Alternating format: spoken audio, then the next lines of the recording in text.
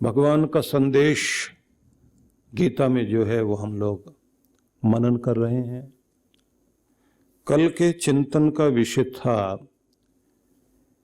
कि ईश्वर जो सर्वव्यापी परम सत्ता है वह सर्वज्ञ है,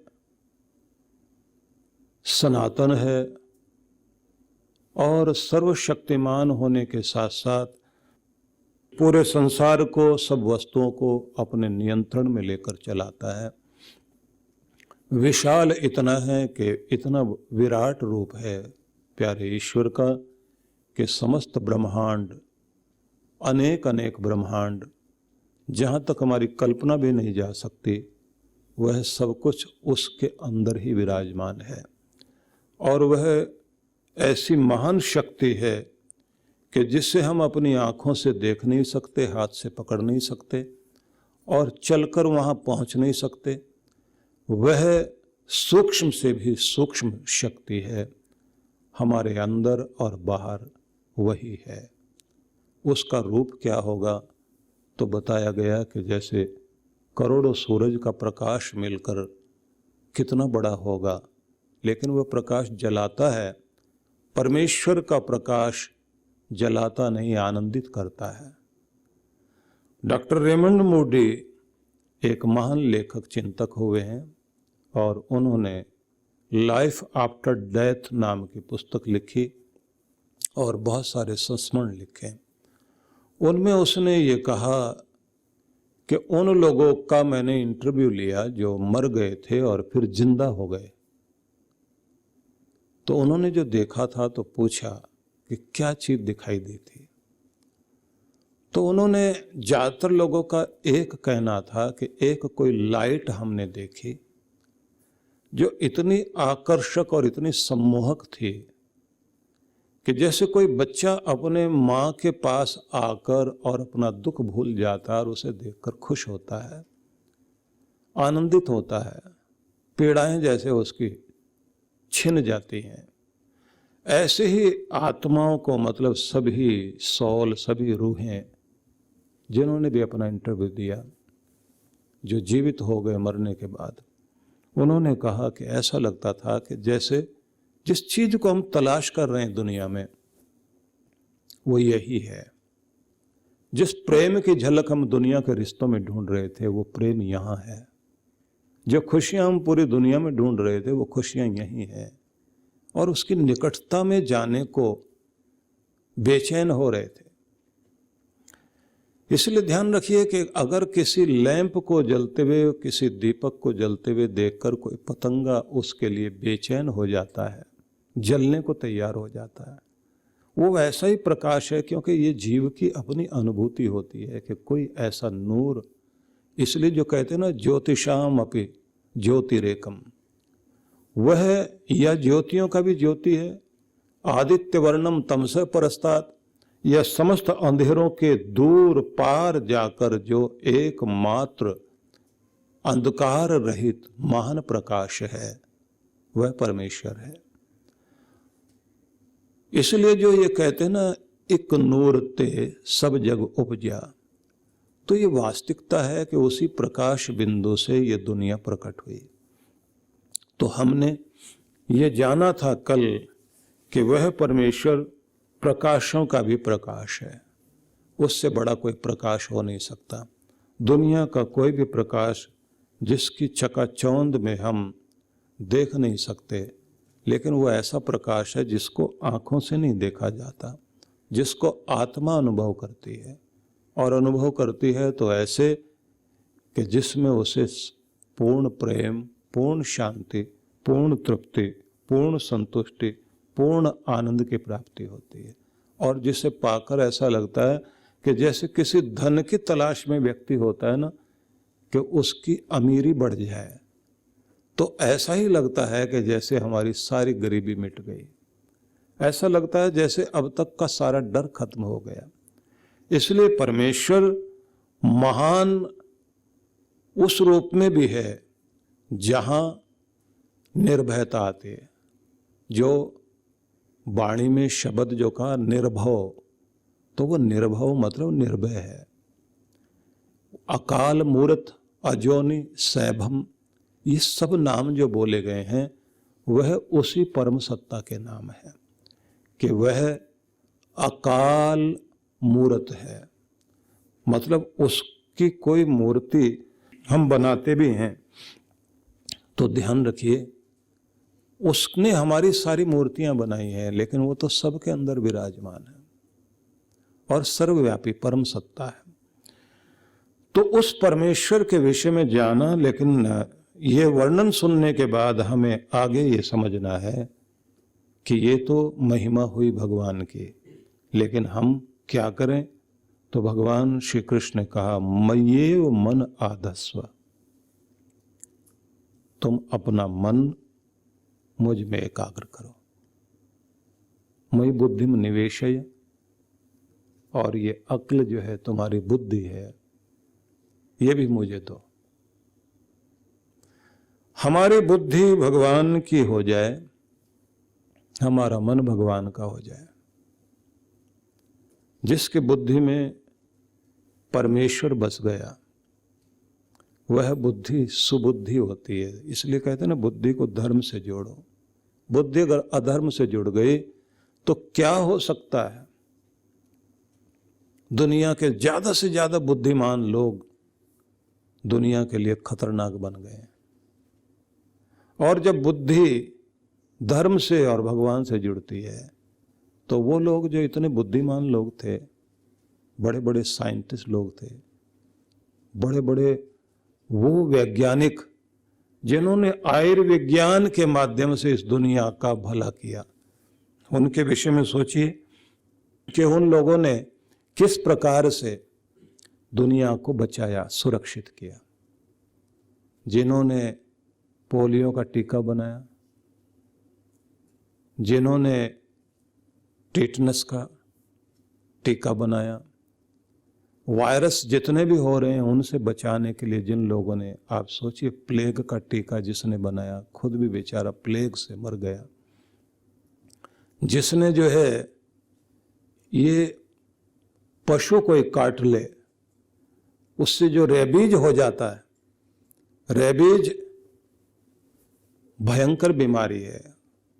कुत्ता काटे या कोई गीदड़, कोई लोमड़ी या कोई भी हिंसक जीव, उसके बाद कुत्ते की तरह से व्यक्ति आवाज निकालने लग जाता है, पानी से बच के भागता है, पानी नहीं देख सकता, पागलपन हो जाता है। जिसने इंसान को बचाने के लिए जिंदगी लगाई, उनके अंदर क्या था, उनकी अकल के अंदर क्या था? खुद मर गए। ऐसे लोग जरा विचार कर देखिए, जिन्होंने अपने शरीर को गला दिया। मैडम क्यूरी ने जैसे अपने शरीर को गला दिया, मनुष्य को बचाने के लिए इन लोगों ने अपनी जिंदगी दी।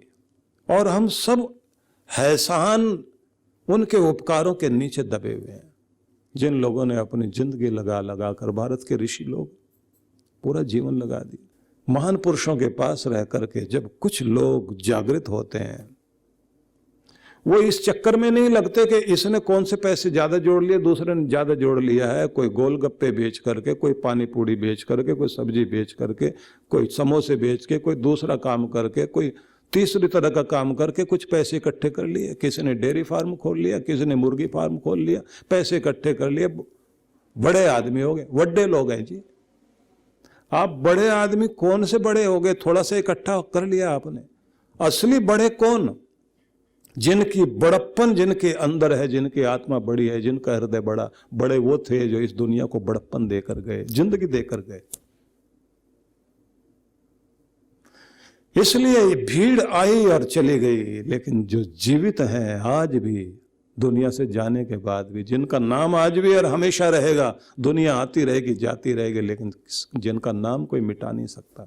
याद रख लीजिए, पत्थर पर लिखा हुआ नाम भी मिट जाएगा, लेकिन जो दिलों पर नाम लिख गए उनका नाम दुनिया में कोई नहीं मिटा सकता। और ऐसे वही लोग होते हैं जो महान पुरुषों की शरण में जाकर के रहते हैं। वो छोटी जिंदगी जीकर नहीं जाते। ठीक हो सकता है कि 20-30 साल जीकर गए, कोई 35 साल जीकर गया, कोई बड़ी लंबी जिंदगी जीकर गया, लेकिन असली जिंदगी तो वो जी गए कि छोटी उम्र में भी बहुत कुछ दे गए इस दुनिया को। इसलिए ध्यान रख लीजिए, जब कृष्ण ये कहते हैं कि अपना मन मुझे दो, भगवान जब ये कहते हैं तुम्हारा मन तुम्हारा नहीं होना चाहिए, भगवान का हो जाए, और तुम्हारी अक्ल भी तुम्हारी न रहे, भगवान की हो जाए। जोड़ो अपनी बुद्धि को भगवान में और देखो फिर क्या कमाल होता है। जिसका मन परमात्मा का हो गया उसका मन मन नहीं, वो तो सुमन है। एक फूल की तरह खिला हुआ मन है, एक सुंदर मन है। ऐसे सुंदर मन वाले लोग दुनिया में, उनकी बहुत जरूरत है। एक अच्छा इंसान कहीं भी बैठा हुआ है तो अच्छी तरंगे चारों तरफ फैला रहा है, और बुरा आदमी जहां बैठा हुआ है वो चारों तरफ बुरी तरंगों को फैलाता रहेगा। इसलिए एक तो महान पुरुषों की शरण ग्रहण करें, गुरुजनों की शरण ग्रहण करें, उनका पूरा रूप अपने अंदर भरना शुरू कर दें। उनके अंदर की रोशनी, उनके अंदर का प्रकाश, उनके अंदर की जो उन्होंने परमात्मा से कृपा पाई है, नजदीक रहकर वो हमारी जिंदगी में आना चाहिए। सारिपुत्र भगवान बुद्ध की शरण में गया था, बहुत सारे प्रश्न लेकर के गया था, बड़ा ज्ञानी व्यक्ति था, बहुत लोग उसके साथ थे। बुद्ध ने कहा कि अभी प्रश्नों के उत्तर नहीं, अभी तो बस तुम सिर्फ बैठो और देखो। गुरु के नजदीक रहा और फिर पूछने लायक कुछ भी नहीं बचा, सब भर गया अंदर अपने आप। और गुरु के रंग में ऐसा रंग गया कि अब उसके अंदर से खुशबू गुरु की आती है। उनका ज्ञान, उनकी भावनाएं, उनकी अनुभूतियां उसके अंदर प्रकट हो गई, गुरु का रूप हो गया। अब गुरु ने कहा कि अब तुम जाओ और उन लोगों को संदेश दो जो भटक रहे हैं। वे लोग जो साधारण जिंदगी जी रहे हैं, साधारण जिंदगी, इतनी छोटी जिंदगी, अपना पेट भर लेना, अपने बच्चे पाल लेना, एक घर बना लेना, उसी के इर्द गिर्द घूमते घूमते जिंदगी पूरी। छोटे छोटे कीड़े मकोड़े वो भी अपना घर बना रहे, मधुमक्खियां बना रहे, ततैये बना रहे, चिड़िया बना रही है, सब बना रहे हैं अपना अपना घर, अपने अपने बच्चे पाल रहे हैं। कौवे, मौसम आता है वो भी अपना घोंसला बना रहे हैं, अपने बच्चे पाल रहे हैं। कमाल की बात तो यह कि उनके तो बच्चे पलने के बाद घोंसले से उड़ के चले जाते हैं, वो भी उड़ के कहीं और चले जाते हैं, घोंसला पड़ा रह जाता है। लेकिन हम तो, हाय मेरा घोंसला, हम तो अपने घोंसले में भी ऐसे चिपके हुए हैं। मैंने बच्चे पाले हैं, अब ये मेरा ध्यान रखें। यही तो एक भावना रहती है कि जब मैं बूढ़ा हो जाऊं तो तुम मेरा हाथ थामना, आज तू बच्चा है, मैं तेरा हाथ थाम रहा हूं। और नहीं कोई थामे, कलयुग आ गया 1 मिनट में। लोग कहते हैं बुद्धि खराब हो गई, कलयुग आ गया, बच्चे की बुद्धि बिगड़ गई, माँ बाप का ख्याल ही नहीं रखता। जितने जितने मोह ममता रखोगे दुनिया में, उतने उतने उलझते चले जाओगे। इसलिए आप सबसे निवेदन करना चाहता हूं, परमेश्वर के प्रति अपने मन को अर्पित करिए, उसी से कल्याण होगा।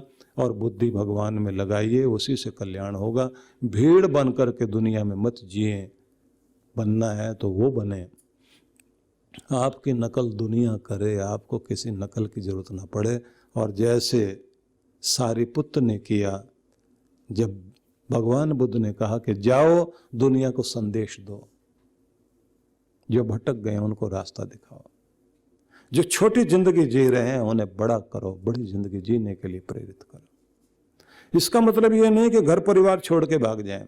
घर परिवार में रहते रहते भी गुरु नानक देव ने जो संस्कृति दी दुनिया को, उन्हें घर गृहस्थी से भागना नहीं सिखाया, कर्तव्यों से भागना नहीं सिखाया। 10वीं पातशाही से, पहली पातशाही से लेकर के 10वीं पातशाही तक आप सारा का सारा देख लीजिए, जो जीवन संदेश मिला जा रहा है। संत भी, सिपाही भी, घर भी, परिवार भी और संसार भी। दुनिया से भागकर कुछ नहीं पाया जा सकता, दुनिया में रह करके पाया जा सकता, लेकिन अपने आप को ऊपर उठा करके जिए। तो ये नहीं कहा गया है कि घर छोड़कर भागे। हाँ ठीक है, वो एक ऋषि परंपरा है कि जो घर परिवार से अलग हटकर कुछ बड़ा करना चाहते हैं, तो वो लोग जो है घर गृहस्थी में नहीं फंसते, क्योंकि अगर फंस गए तो फिर बाहर निकलना बड़ा मुश्किल है। लेकिन जो प्रवृत्ति मार्ग में जीवन जीना चाहते हैं तो घर गृहस्थी से चलते चलते भगवान तक पहुंच सकते हैं, लेकिन बात दोनों जगह वही आएगी कि मोह से ऊपर तो उठना ही पड़ेगा। तो अब प्रश्न आता है कि भगवान की शरण में जाने के लिए अब क्या करना चाहिए। तो मैं कुछ चीजें आपको बताऊंगा, उन सब को आप ध्यान देंगे। सबसे पहली बात कहा गया है कि आपको जप भी करना है, तप भी करना है, सिमरन भी करना है, उपासना भी करनी है, प्रार्थना भी करनी है। सारी चीजों को एक ही तरह का मान लीजिए। जप करते करते आप अपने ध्यान को भगवान से जोड़ दें और खुद उसमें ऐसे लीन हो जाएं कि खुद की होश न रहे। जहाँ बैठे हैं जड़ किसी पत्थर की तरह, मूर्त की तरह आप हो जाएं। आपको ये भी ध्यान नहीं आप क्या जप रहे थे। भगवान का ध्यान करते करते उसमें खो जाइए। जब आप लीन हो जाते हैं तब कहते हैं उपासना। उप कहते हैं निकट को, आसना मतलब आपका आसन, भगवान की निकटता मिल रही है। और भगवान की निकटता मिलते मिलते आपके अंदर में, हृदय में शांति, प्रेम, करुणा, धीरे धीरे वो सारी शक्तियाँ, परमात्मा की किरणें प्रवेश करने लग जाएंगी। जो आपके अंदर अब तक जिस चीज़ की जरूरत थी वो सब आपको भरना शुरू कर देगा। परमात्मा का वह कृपा बल जिससे आप ऐसे कह सकते हैं आप चार्ज होने शुरू हो जाओगे। आपके अंदर का डर भाग रहा है, चिंताएं भाग रही हैं, निश्चिंता आ रही है, अपने आप को महसूस कर रहे हैं बंधनों से ऊपर उठे हुए, मुक्त।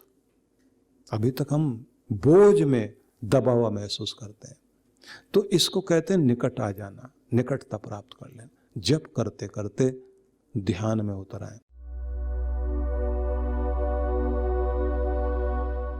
हिमालय के उत्तुंग शिखरों ने मनुष्यों को बहुत कुछ दिया है और विशेष रूप से देवभूमि हिमाचल जो फलों के लिए, फूलों के लिए और वहाँ के बहुत प्यारे लोगों के लिए प्रसिद्ध भूमि है। हिमाचल के मनाली वाले व्यास नदी के तट पर आप सबको साधना धाम आश्रम में हम लोग आमंत्रित करते हैं चांद्रायण के लिए।